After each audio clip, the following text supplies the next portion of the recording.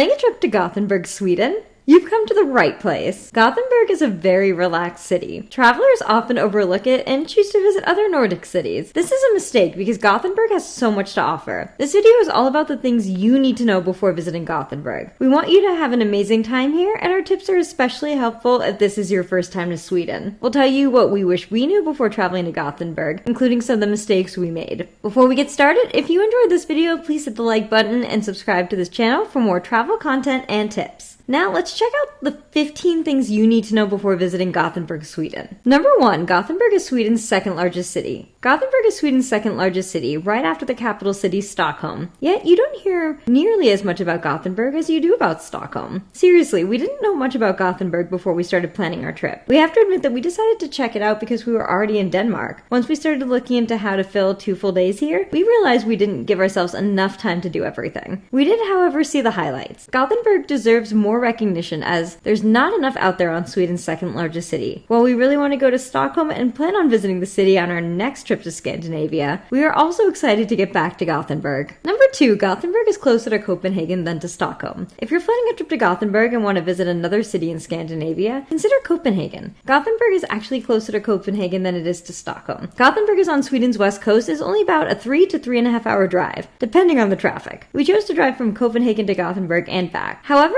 another option is to take the train between the 2 cities. We absolutely loved Copenhagen, and it's easier to get direct flights here from the United States than it is to fly to Gothenburg. Start your vacation in Copenhagen and then explore other places in Scandinavia from here. If you want to learn even more about Copenhagen, then check out our Copenhagen videos on our Denmark playlist. Number 3, Gothenburg is cheaper than Copenhagen. Scandinavia has a reputation for being expensive, especially capital cities like Copenhagen and Oslo. However, Gothenburg was noticeably cheaper than Copenhagen. One of our biggest expenses for a trip is hotel rooms, and Gothenburg was definitely cheaper in this department. Also, going out to eat and grabbing drinks was much cheaper. The food in Copenhagen is very expensive, and we took advantage of happy hour deals and street food to save money. In Gothenburg, we found going out to be much cheaper, from grabbing a cup of coffee to going to a bar. Even though shopping isn't cheap in Sweden, we definitely found it to be less expensive than in Copenhagen. Another thing to consider, especially if you use the US dollar or the euro, the exchange rate is even better for the Swedish krona than it is for the Danish krone. So your money will go even further. Gothenburg isn't exactly a budget city. If we were to do a video on budget vacation spots in Europe, it wouldn't make the list. But compared to other cities in this part of Europe, it felt like we got a good deal overall. Number 4, Gothenburg doesn't have a metro. Gothenburg doesn't have a metro system. This was one thing that surprised us and something we didn't look up before visiting. After coming from Copenhagen, which has a solid underground metro system, we were surprised that Gothenburg didn't have this. It's not a small city. Gothenburg has over 600,000 residents. Instead, trams are the main form of public transportation in Gothenburg. You should be aware that Gothenburg has a tram system and a few other transportation options. You can buy a single ticket for the tram, or you can buy a 24-hour ticket or a 72-hour ticket. These aren't just good for the tram system, though. Your ticket also works for buses, trains, and boats. To learn more about other pass options and how to get tickets, visit the Västtrafik website. However, we never needed to use the tram because we were able to walk everywhere. This brings us to the next thing you need to know about Gothenburg. Number 5, it's a walkable city. Gothenburg is a very walkable city and easy to get around. If you're staying in or not too far from the city center, you can reach most of the city's main attractions by foot. Gothenburg felt easy to navigate, but if you like to have a paper map with you, check if your hotel has one. We found that the one from our hotel is especially helpful because the map labeled all of the main attractions.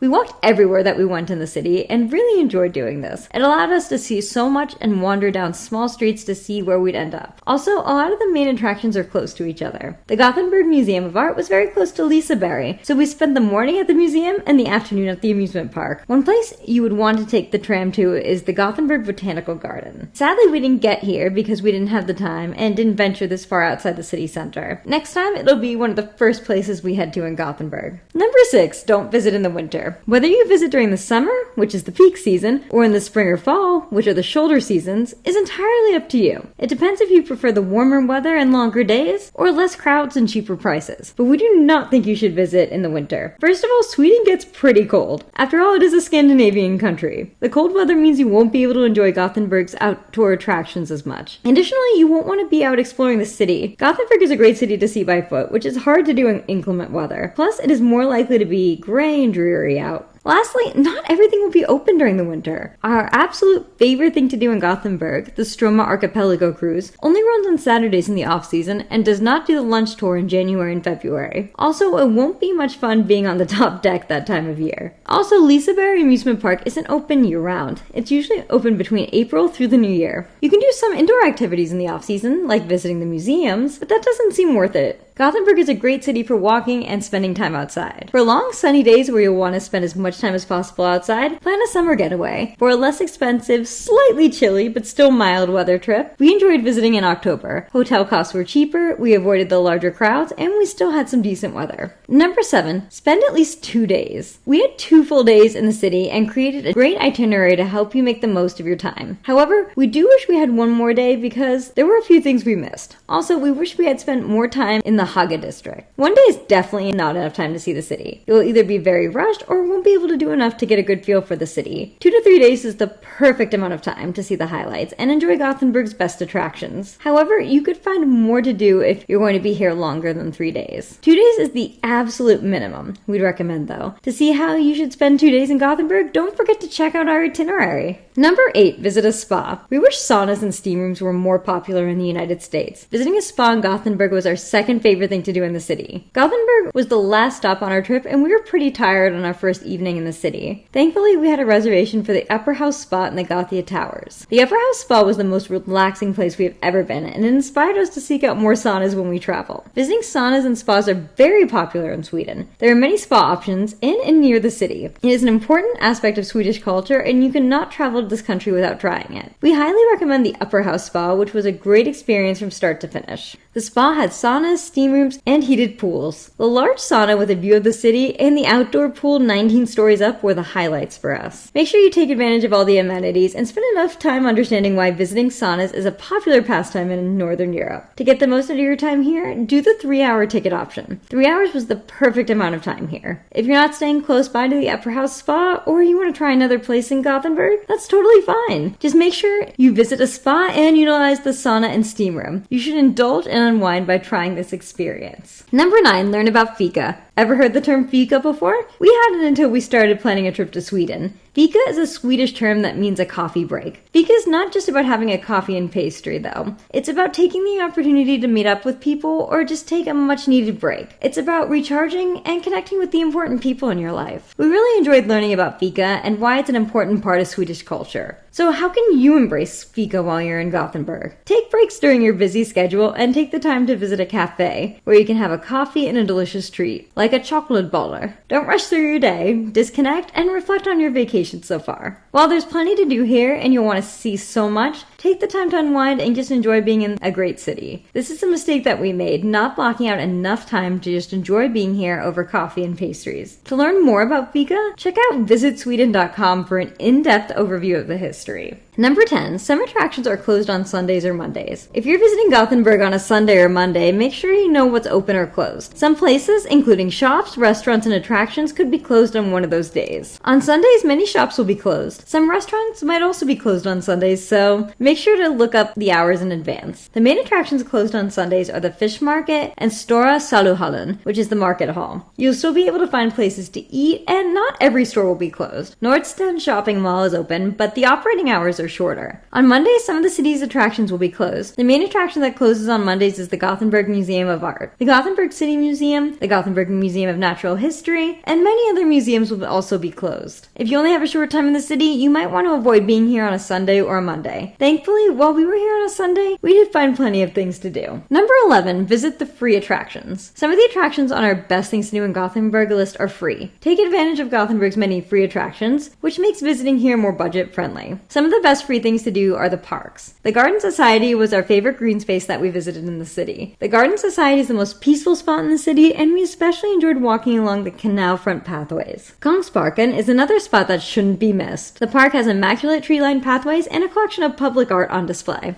The Gothenburg Cathedral is another great free attraction. This neoclassical cathedral has a nice cobblestone courtyard on the outside, and it's also worth going inside. You'll have to take our word for this though, because you can't take pictures and videos inside. Wandering around the city and seeing the architecture and the canals is a great free way to spend your time. The city is very pretty, and going for a canal front walk is peaceful and serene. Then go around other parts of the city to see the different types of architecture. Gothenburg has many different architectural styles, including some ultra-modern buildings and historic Swedish structures. Additionally, wander around the Haga district. The Haga district is the cutest and most picturesque part of the city. Wander around the cobblestone streets in between the wooden houses. Check out the many cute shops and visit one of the cafes. It's the best neighborhood to explore. It can be done for free, unless you're tempted to buy a souvenir. Avenen is known as the main street in Gothenburg. It's free to walk down this tree-lined street, and it's something we'd recommend doing. Avenen starts at Kungsportsbron pedestrian bridge and goes to the Gothenburg Museum of Art. It's a beautiful spot for a walk, and you can wander through the shops, grab a bite to eat, and just enjoy a nice day. Number 12, Avenen isn't the street's full name. Speaking of Avenen, there's more you should know about this popular shopping street. It's called Avenen because it's the shortened version of the street name. The street is actually called Kungsportsavenen. If you're looking for it on a map, it might say Kungsportsavenen, or it could just say Avenen. It really depends on the map. Avenen felt like a smaller version of Paris' Champs-Élysées, and it shouldn't be missed. Just be careful to look out for it. Once you're there, you'll see it does stand out with its well-manicured trees and its variety of shops and restaurants. It's also a lively place to be when everything is open. Number 13, Gothenburg has Sweden's largest building. The tallest building in Sweden is surprisingly in Gothenburg, not Stockholm. Locals call the building the Zipper because the facade really does look like a zipper. Its official name is Karlatornet or Karla's Tower. The building was completed in 2024 and is easy to spot if you're by the port of Gothenburg. We saw this building from the water and got a nice view of it from the top floor of one of the Gothia Towers buildings. However, you can visit this over 800-foot tall building. You can check out the observation deck on the 69th floor. This wasn't open yet when we visited Gothenburg, but it did open at the end of June 2026. Number 14, take an archipelago cruise. The Gothenburg archipelago was one of the most breathtaking places we've ever seen. If you only have a day here, taking a Stroma archipelago cruise is what we'd recommend doing. The Gothenburg archipelago is a group of islands on Sweden's west coast. The islands are actually divided into two sections, the southern and the northern. Our archipelago cruise took us right around the southern islands. The boat ride starts near the Gothenburg Opera. Make sure to reserve a lunch cruise because this way you get an assigned table for the entire 2.5-hour boat ride. The lunch was a lot better than we expected, and it was convenient to have that taken care of while we just focused on enjoying the experience. The boat starts by giving you great views of Gothenburg from the port of Gothenburg. See some of the city's sights from the water, including the Zipper, Barken Viking, and more. Then you'll eventually get away from the city and see the stunning islands of the archipelago. Spend enough time on the top deck so you can experience the best views of the surrounding area. You might even get lucky and have a chance to see seals like we did. Seeing the islands and being out on the water off the coast was our favorite experience in Sweden. We would do it again, and this time do a boat ride that lets us explore some of the islands. The guide was also really great. We learned so much about the area. It was cool to see the small, brightly colored homes on these little islands. Seriously, if you're only here for one day, you need to make sure you see the archipelago from the water. Number 15, Gothenburg has Scandinavia's largest amusement park. Are you a thrill seeker? Then you can't miss the largest amusement park in Scandinavia, Liseberg. Liseberg opened in 1923 and has been an important part of the city ever since. If you want an adventure, Liseberg has a great collection of roller coasters and flat rides. The best roller coaster here is Helix. Helix is a launched roller coaster that uses the hilly terrain very well. The two other really great roller coasters are Balder and Valkyria. And for two really thrilling flat rides, check out Loki and Uppswing It.